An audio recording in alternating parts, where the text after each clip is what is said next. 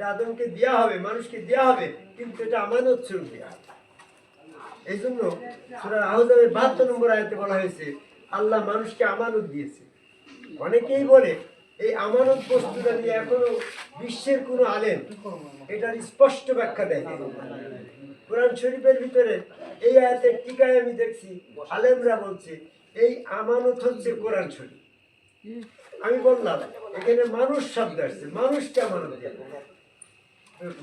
100% মানুষ আল্লাহর আমানতের অধিকার, কিন্তু কোরআন সেক্ষেত্রে 100% মানুষের ভিতরে নাই, কাফেরদের ভিতরে কোরআন নেই, অথচ কাফেরদের ভিতরে আমানত আছে। কাজেই এই কোরআন শরীফটাকে আমানত হিসাবে দেওয়া হয় নাই, এটা আমানতের বাইরে। আমানত আরেকটা বস্তু।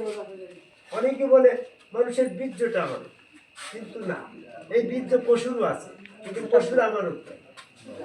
আবার 100% মানুষের এই আমানত আছে, কিন্তু এই 100% মানুষের বীর্য নেই। যেমন হিসবে তার বীর্য নেই, কিন্তু তার আমানত আছে। কাজেই বীর্যটা আমানতের পর্যায়ে পড়ছে না, কারণ বীর্যটা সমস্ত মানুষের ভিতরে, আমানতটা সমস্ত মানুষের ভিতরে থাকে, সমস্ত মানুষই আমানতের অধিকার। কারণ সূরা আহজাবের 72 নম্বর আয়াতে মানুষ শব্দ আসছে। যেহেতু বীর্যটা হিজদের নাই, অথচ হিজদের আমানত আছে, তাহলে বীর্যটা আমানতের সংজ্ঞায় পড়ে না। আবার মানুষের বাইরে আল্লাহ পাকের আমানত যাবে না। সেক্ষেত্রে জীবদানের বীর্য আছে, জীবদানের বীর্য আছে, ওটা আমানত নাই। এই বীর্যটা আমানতের স্তরে পড়ে না। অনেকে বলে জ্ঞান বিবেক বুদ্ধি আমানত, কিন্তু জ্ঞান বিবেক বুদ্ধি পশুরও আছে, পশুর আমানত নাই।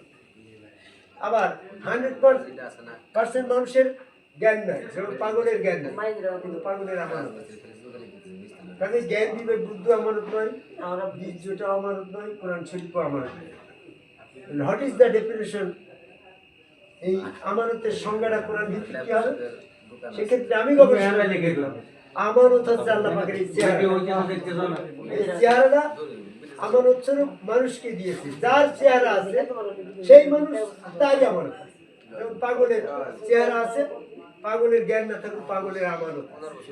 এই আমানতটা, এই চেহারাটা আমানত স্বরূপ দেওয়ার কারণ হচ্ছে যদি চেহারা না দেয় তাহলে সেজদা শিরক হয়। আবার যদি চেহারা হস্তান্তর করে দেয় তাহলে চেহারার মালিক আদম হয়ে যায়, সেক্ষেত্রেও সেজদা শিরক হয়। এজন্য চেহারা না দিলেও খেলাফত প্রতিষ্ঠিত হচ্ছে না, আবার চেহারা হস্তান্তর করলেও শিরক হয়ে যাচ্ছে। তাই এখানে আমানত স্বরূপ দিয়েছে। এই চেহারার মালিক সার্বক্ষণিকভাবে আল্লাহ ব্যবহার করছে মানুষ। তাই আমার আল্লাহ পাকের এই চেহারার পরে যখন সেজদা দিচ্ছে তখন ওই সেজদা শিরক হচ্ছে না, অথচ খেলাফত প্রতিষ্ঠিত হইল। এই জন্য আদমকে তৈরি করে, সেখানে নিজ আকৃতিতে আদম তৈরি করে, সেখানে আল্লাহ পাকের রূপ মুক্তা করে আমানত দিয়ে হুকুম দিল সেজদা করো। 100% সৃষ্টি সেখানে সেজদা করলো না, সেজদা থেকে বিরত থেকে কাফের হয়ে গেল।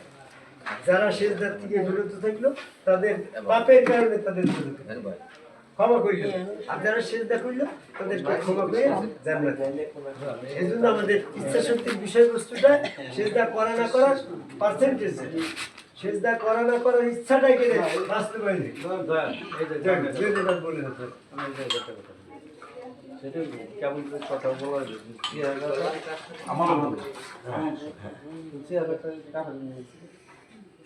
কাফের আমানত আছে তো মানুষের কথা বলা আছে, মানুষের কথা বলে মানুষ বাদে না। আমি জানি আসলে তা আপনারা পাবো না,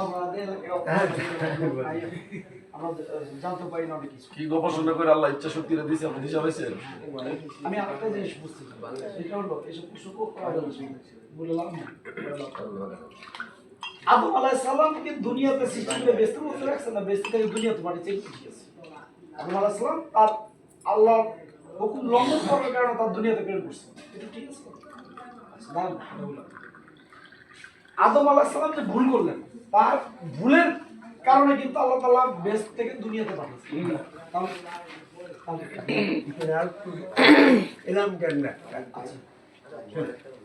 আদমকে তো দুনিয়াতে পাঠাবে বিলি তো তৈরি করছে, সূরা বাকারার 30 নম্বর। 30 নম্বর। আর বেহেশতের বাসিন্দা কিন্তু তৈরি করবে না।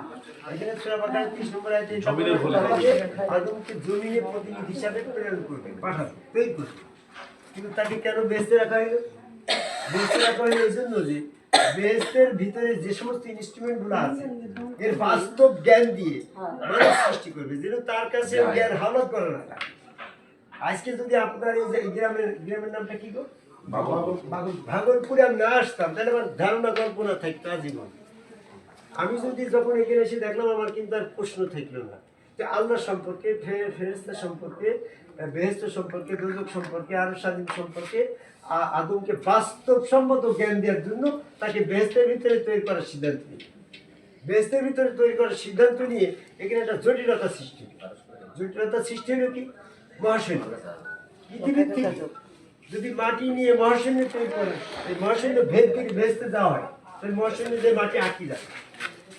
আবার যদি আদমকে এই মানে বেহেশতে তৈরি না করা হয়, বেহেশতে আদায় করা হয়, তাহলে সে আল্লাহ সম্পর্কে ধারণা কল্পনা অনুমানের ভিতরে তার পরস্পর বংশরা আল্লাহকে মানবি, আল্লাহ টাল্লাহ কিছু নেই, আমি কিছু, এমন একটা মানে গুলামি সৃষ্টি হয়ে যাবে। কাজে বেহেশত দেখানোর প্রয়োজন। আবার মাটি যে আটকে যাচ্ছে ওখানে, সেটাও বিজ্ঞান তো আল্লাহরই সৃষ্টি। আবার বেহেশতের ভিতর থেকে আদমকে জমিনে ফেলানোর সময় যদি বেহেশত তৈরি করে বেহেশতে রাখা যাচ্ছে না, কাজে ওখান থেকে দুনিয়াতে পাঠাতে গেলেও মহাশূন্য আটকে যাবে। এই দুইটা সমস্যা সৃষ্টি। এই পর্যন্ত এই গবেষণা আজ পর্যন্ত কোনো আলেম নেই, এই আলেমের মাধ্যমে আসছে। শোনেন, তখন আল্লাহ চিন্তা করলো যে জমিনে রাখাও, জমিনের থেকে তাকে বেহেশত নিয়ে মাটি নিয়ে যাচ্ছে না, আবার ওখানে যদি ওই ইনস্ট্রুমেন্ট দিয়ে আদমকে তৈরি করি, ফিজিক্যাল বডি আবার মহাশূন্যে ভেদ করে পৃথিবীতে বানানো যাচ্ছে। এই জন্য মহাশূন্যে যেটা আটকাবে না সেটার বিষয়বস্তুর পরে আল্লাহ তখন সিদ্ধান্ত দিই। মহাশূন্যে আটকায় না একমাত্র ফেরেশতা এবং আল্লাহ, এই দুইটা বস্তু ছাড়া মহাশূন্যে সব আটকে যাবে। তখন আল্লাহ রাব্বুল আলামিন জমিনে ফেরেশতা এবং আল্লাহ নিজে স্বয়ং জমিনে চলে আসে। জমিনে এসে কোন হও বেহেশতের সমস্ত ইনস্ট্রুমেন্ট কোন শব্দে মডেলিং করতে ওখানে যেমনটা ছিল ওখানে এমনটাই থাকলো, এখানে ইনস্ট্রুমেন্ট সব হয়ে যাও। এই জমিনে বেহেশতের দোজখ যা কিছু আছে সব হয়ে গেল। এই মডেলিং বেহেশতের ভিতরে আদমকে তৈরি করে সমস্ত মডেলিং বেহেশতের ভিতরে যে ঘটনা আমরা বুঝছি আদমের ব্যাপারে সব এই মডেলিং বেহেশতে দুনিয়ার পরে তৈরি করে যখন কমপ্লিট হয়ে গেল, যখন আদমকে জমিনে রাখার প্রয়োজন হইল, জমিনে রেখে এই মডেলিং এই বেহেশতটা হালাক সব হালাক হয়ে গেল। যে কিন্তু আগেই ছিল এইটা হালাক হয়ে গেল। আদম কিন্তু জমিনেই পড়ে থাকবে এবং কিন্তু মহাশূন্য ভেদ করা রেখে। ঠিক একই প্রক্রিয়ায় নবী মুহাম্মদ সাল্লাল্লাহু আলাইহি ওয়াসাল্লামের মেরাজের ঘটনাটা তাই। যদি আদম আলাইহিস সালামের ক্ষেত্রে, মুহাম্মদ সাল্লাল্লাহু আলাইহি ওয়াসাল্লামের ক্ষেত্রে মেরাজের সময় বোরাক লাগে, তাহলে আদমের কেন বোরাক লাগবে না? আদমও তো সেই বেহেশত থেকে এখানে আসবে, এখানে বোরাকের কোনো সৃষ্টি নেই, এটা কিসসা কাহিনী। আর মুহাম্মদ সাল্লাল্লাহু আলাইহি ওয়াসাল্লামের মেরাজটাও ঠিক এই একই পদ্ধতি। সূরা বনী ইসরাঈলের 1 নম্বর আয়াত পড়ে থাকে যে একদা মুহাম্মদ সম্মানিত রাত্রে হেরেম শরীফ থেকে বাইতুল মুকাদ্দাস পর্যন্ত তাকে ভ্রমণ করানো হয়েছে। তার মানে কি, হেরেম শরীফ থেকে বাইতুল মুকাদ্দাস পর্যন্ত এই সময় এই স্থানটুকুর ভিতরে মডেলিং বেহেশতের ভিতরে কোন শব্দে সমস্ত বেহেশত দোজখের ইনস্ট্রুমেন্ট তৈরি করে সেখানে ঢুকাই তাকে বেহেশত দোজখ আরো স্বাধীন আল্লাহ পাকের সাক্ষাৎ সব কিছু দেখানো হয়েছিল। পরে যখন এটা ভ্রমণ করার পরে সেই যথাস্থানে তাকে রেখে ওটা আবার হালাকু করে দেয়। এই হচ্ছে মেরাজ এবং আদম আলাইহিস সালামের বেহেশতে ভ্রমণের কাহিনী। বিজ্ঞানও ঠিক থাকে। এখন আপনার ইচ্ছা শক্তি যে আপনি যেটা প্রশ্ন করছিলেন যে বেহেশতের ভিতরে আদমকে তৈরি করে জমিনে পাঠানোর তার সে অপরাধ করলে বুঝলে তাকে জমিনে পাঠানো হইল, কথাটাই দেখা। বেহেশত দেখানোর উদ্দেশ্য ছিল তার জ্ঞান দেওয়া। সে জ্ঞান, সে অপরাধ করলো, তার জ্ঞান তো ঠিক থাকে। এই জন্য ধারণা কল্পনা অনুমান করে অনেকে হাদিস লিখেছে, অনেকে কিসসা তৈরি করেছে, কিন্তু বাস্তব ভিত্তিক, কোরআন ভিত্তিক, বিজ্ঞান ভিত্তিক, হ্যাঁ, কোরআন এবং বিজ্ঞানের ভিতরে কোনো দ্বিমত নাই।